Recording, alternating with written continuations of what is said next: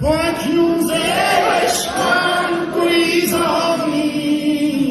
من را ز چشمم نمیخوانی از این غم چه حالم نمیدانی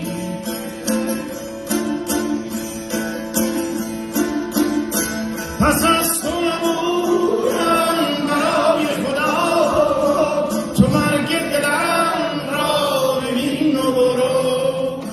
چو توفان سختی ز شاخه غم گل هستیم را بچین و برو که هستم من آن تک درختی